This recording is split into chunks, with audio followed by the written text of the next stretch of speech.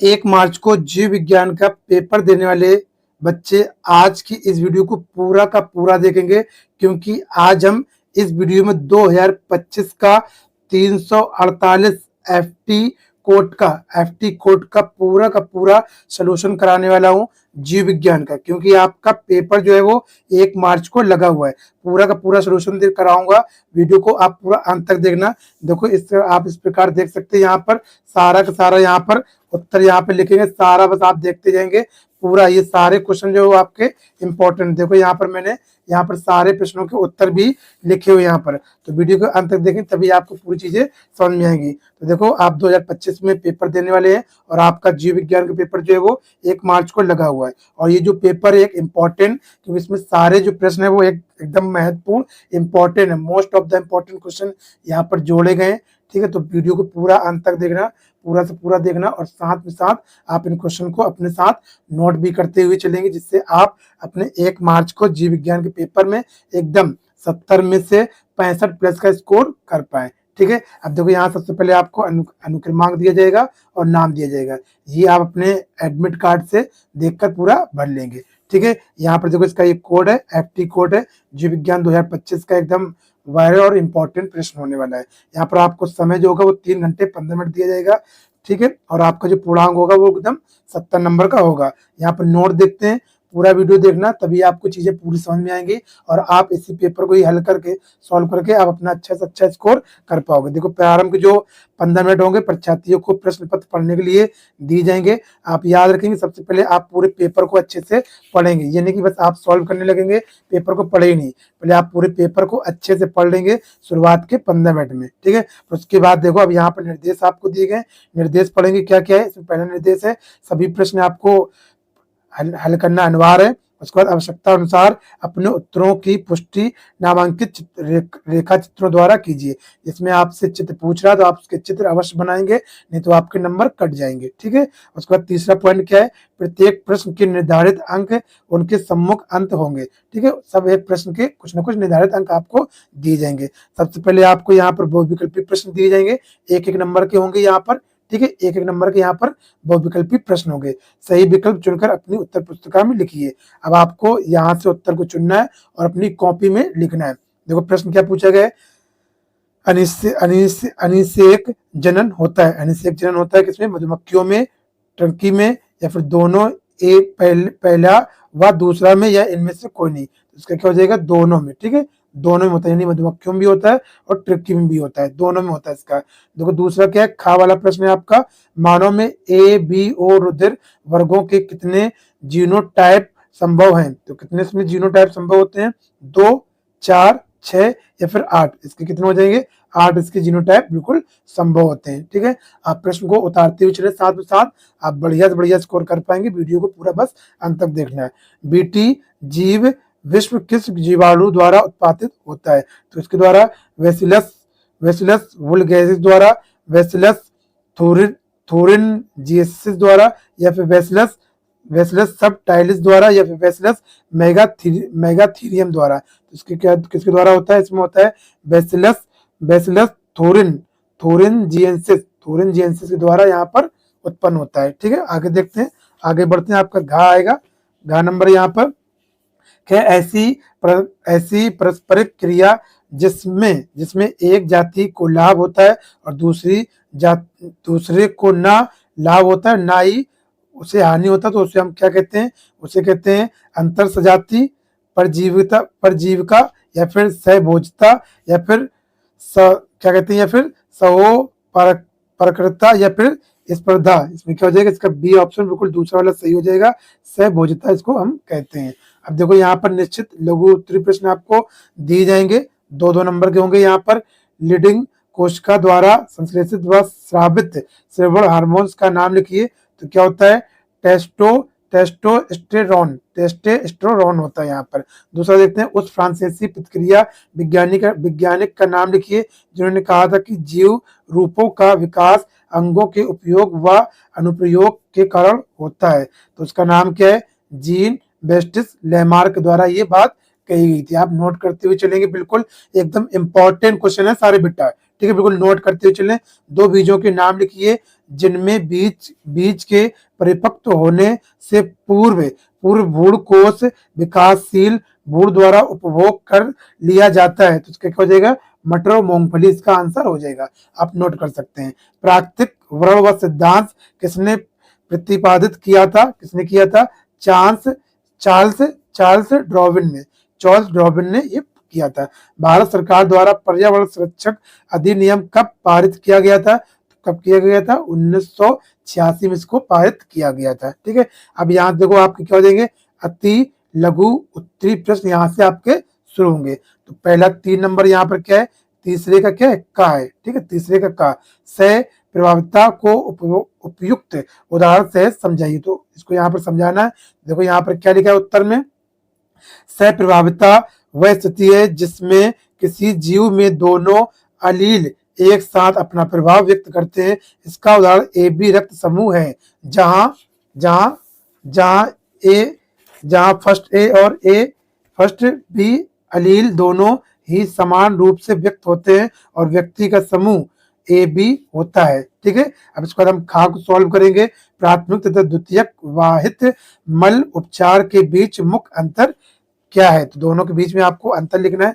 सबसे पहले आपको हेडिंग डालना है प्राथमिक वाहिक मल उपचार। इसको हेडिंग डाल के लिखेंगे इसमें, में गंदे पानी से बड़े ठोस कणों बालू और तलछट को हटाने के लिए यांत्रिक प्रतिक्रिया का प्रयोग किया जाता है। उसके बाद देखते हैं द्वितीय वाहिक अम्ल उपचार में बैक्टीरिया और अन्य सूक्ष्म जीवों का उपचार कर जैविक रूप से घुलनशील कार्बनिक पदार्थों को तोड़ा जाता है, जिससे जल को और अधिक स्वच्छ किया जाता है। इस तरीके से हम कर देंगे। खावल आपका पूरा हो गया। अब देखते हैं यहाँ पर बेटा क्या है, गा नंबर है। ठीक है, गा तीसरे का गा है। यदि एक समुद्री मछली को अवतल जल अलवर जल की जल जीवशाला में रखा जाता है तो क्या वह मछली जीवित रह पाएगी। तो इसका आंसर हम यहाँ पर लिखते हैं नहीं, यानी कि नहीं वो जीवित रह पाएगी। अब आगे क्या लिखेंगे, समुद्री मछली अलवड़ जल में जीवित नहीं रह पाएगी क्योंकि उसका शरीर नमक की उच्च सांद्रता के लिए अनुकूलित होता है। अलवड़ जल में रखे जाने पर मछली के शरीर में जल संतुलन गड़बड़ा जाता है, यानी गड़बड़ा जाएगा, जिससे उसकी मृत्यु हो सकती है। इस तरीके अब देखते हैं घा। घा क्या है, वाटसन व क्रिक द्वारा प्रस्तुत किए गए द्विकुंडली डीएनए मॉडल का नामांकित चित्र बनाइए। बहुत इंपॉर्टेंट है, एकदम पूछा जाता है यहाँ पर। ठीक है, उसका देखो अगला नंबर क्या है, मिलर के चिंगारी विमुक्ति उपकरण का स्वच्छ नामांकित चित्र बनाइए। ये भी अब देखो यहाँ पे हम ये 5 प्रश्न हम यहाँ पर कर चुके हैं। अब देखते हैं लघु उत्तरी प्रश्न को हम यहाँ पर सॉल्व करेंगे। लघु उत्तरी प्रश्न को सॉल्व करते हैं। कौन कौन से यहाँ पर, ये सारे इंपॉर्टेंट क्वेश्चन है।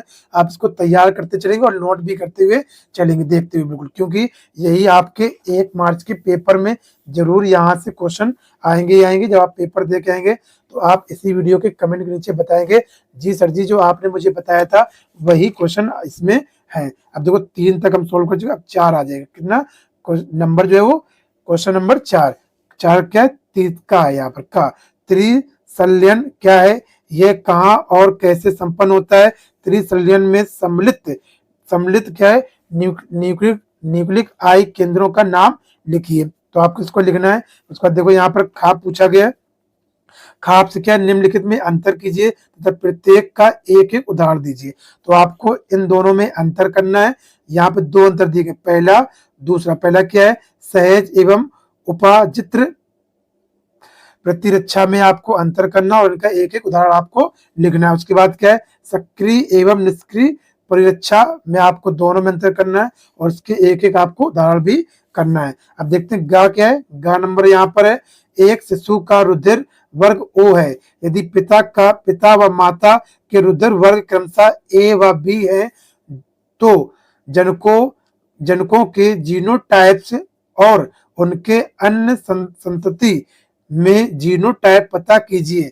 तो आपको पता करना, ये क्वेश्चन दिया गया, इसका आंसर लिख लेंगे। आप मॉडल पेपर में इसको ढूंढेंगे तो मिल जाएगा, अगर नहीं मिलेगा तो आप मुझे कमेंट कर देंगे, मैं इसका सोल्यूशन भी बता दूंगा। देखो घ नंबर क्या है, जीन चिकित्सा क्या है, एडिनोसिन डीएमिनेज डीएनए की कमी का उदाहरण देते हुए इसकी सचित्र व्याख्या कीजिए, यानी आपका इसमें चित्र भी बनाना है। संचित्र माने होता है, संचित्र माने होता है कि यानी कि चित्र की आपको व्याख्या भी इसमें करना, चित्र बनाना है आपको। चित्र बहुत इंपॉर्टेंट है, आप चित्र कैसा भी बनाए पर आप जरूर बनाए, क्योंकि आपका इसमें चित्र का नंबर ज्यादा होता है और थ्योरी का नंबर कम होता है।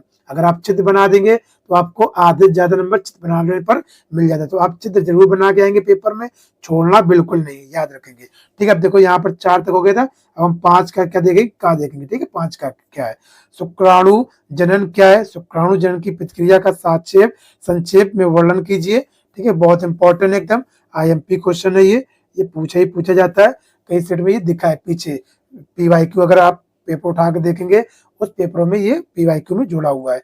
देखो खा नंबर क्या है, निम्नलिखित को उदाहरण सहित समझाइए, निम्नलिखित को उदाहरण सहित समझाइए।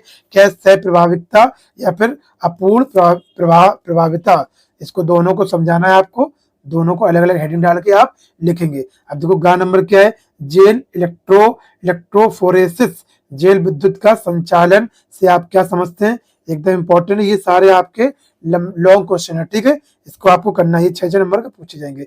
DNA खंड का पृथक्करण एवं विलगन की तकनीकी का संक्षेप में वर्णन कीजिए। तो आपको इसका पूरा वर्णन करना है यहाँ पर। अब देखते हैं घ नंबर क्या है, बायोगैस क्या है, एक प्रारूप बायोगैस संयंत्र का चित्र की सहायता से वर्णन कीजिए। एकदम IMP है, एकदम वेरी IMP क्वेश्चन है, कई बार पूछा गया बायोगैस क्या होती है। आप PYQ क्वेश्चन उठा कर देखें तो उसमें से आपको ये कहीं ना कहीं मिल जाएगा एकदम।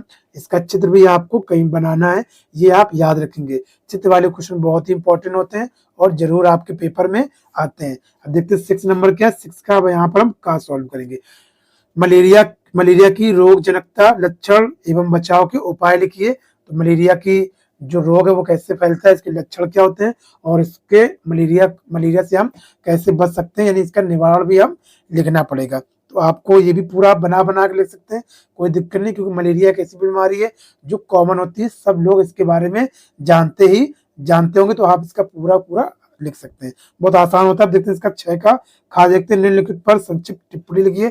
किस पर लिखना है, परजीविता पर लिखना है, उसके बाद लिखना है, उसके बाद सहोपारिता पर लिखना है, सहोपारिता पर लिखना है। उसके बाद देखते हैं आगे 2 पे आपको संक्षिप्त टिप्पणी लिखना था।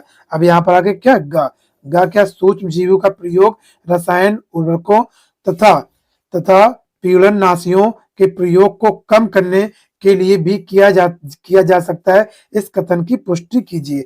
ये जो बात कही गई है, कहाँ तक ये बात सही है या फिर कहाँ तक गलत है, आप इसको पूरा वर्णन कीजिए, इसने ये कहा है। अब घ नंबर क्या है, प्रतिबंध एंजाइम क्या है, इसके काल लिखिए। इसको आपको काल लिखना है, 6 से 7 आप काल लिख देंगे तो एंजाइम के प्रतिबंध एंजाइम क्या है पहले ये बताएं, उसके बाद इसके प्रतिबंध एंजाइम के कार आपको लिखना है, इसके कार क्या होते हैं। उसके बाद अब आते हैं विस्तृत उत्तरी प्रश्न में आते हैं। ठीक है, विस्तृत उत्तरी प्रश्न ये भी सारे इंपॉर्टेंट होंगे, इसमें आपको अथवा लगा के दिए जाएंगे, यानी अथवा मतलब ये होता है आपको 2 में से कोई एक करना पड़ेगा। ठीक है, अथवा मतलब क्या होता है, 2 में से कोई आपको एक करना पड़ेगा। 7 नंबर क्या है, मनुष्य के मादा जनन तंत्र का नामांकित चित्रों की सहायता से वर्णन कीजिए। बहुत इंपॉर्टेंट, एकदम मादा जनन का नामांकित चित्र हर साल पूछा जाता है, एकदम वेरी IMP एकदम अभी से तैयार कर लो, एकदम तैयार करके जाना, आपके पेपर में जरूर 100% आने वाला है 1 मार्च को। ठीक है, परागण क्या, बहुत इंपॉर्टेंट है, पुष्पी पादपों में होने वाले विभिन्न प्रकार के परागण का वर्णन कीजिए, जीवी परागण क्रमकों के बारे में उल्लेख कीजिए। दोनों क्वेश्चन आपके इंपॉर्टेंट, दोनों को तैयार करना है, एकदम वेरी IMP है। ठीक है, आप चाहे ऊपर वाला कर दें चाहे आप नीचे वाला कर दें, आपको पूरा नंबर यहाँ पर मिलेगा। ठीक, 2 में से कोई आप एक कर सकते हैं, पर आप इतने क्वेश्चन मतलब लॉन्ग में तैयार करना जितने मैं यहाँ पर बता रहा हूँ। ठीक है, इसी में से कोई ना कोई आपका पेपर में फंस जाएगा। तो देखो 8 नंबर को आप सॉल्व करते हैं। लिंग निर्धारण क्या है, मानव तथा मधुमक्खियों में लिंग निर्धारण की क्रियाविधि का वर्णन कीजिए। ठीक है, ये भी इंपॉर्टेंट है, या फिर आपका अथवा में लगा एक क्वेश्चन।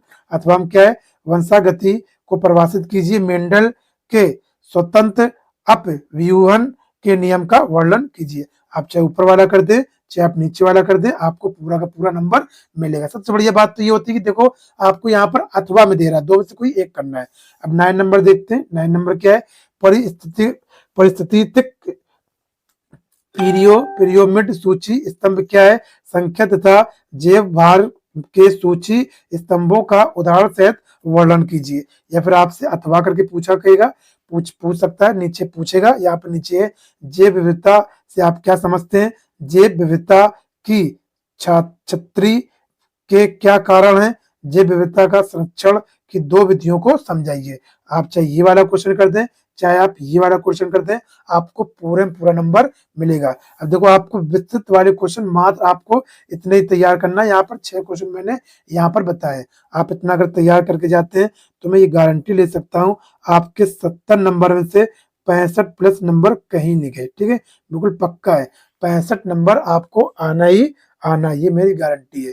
ठीक है, तो आप इसको, अगर आपका कहीं छूट गया तो पीछे जाके इसको पूरा फिर से देख ले और पूरा साथ साथ इस पेपर को नोट भी कर ले, सोल्यूशन करके इसका जरूर जाना, पूरा अच्छे से याद करके जाना, क्योंकि 1 मार्च को यहाँ से बहुत सारे क्वेश्चन आने वाले और फंसने वाले। तो फिर मिलते हैं आपको नेक्स्ट वीडियो में। उससे पहले आप वीडियो को लाइक कर दें। चैनल पर आप अभी तक सब्सक्राइब नहीं किए तो सब्सक्राइब कर दें, क्योंकि आपको अंतिम तक, पेपर के अंतिम समय तक आपको इसमें वीडियो आपके तैयारी के लिए मिलती रहेंगी। तो फिर मिलते हैं आपको नेक्स्ट वीडियो में, तब तक अपना ख्याल रखिएगा।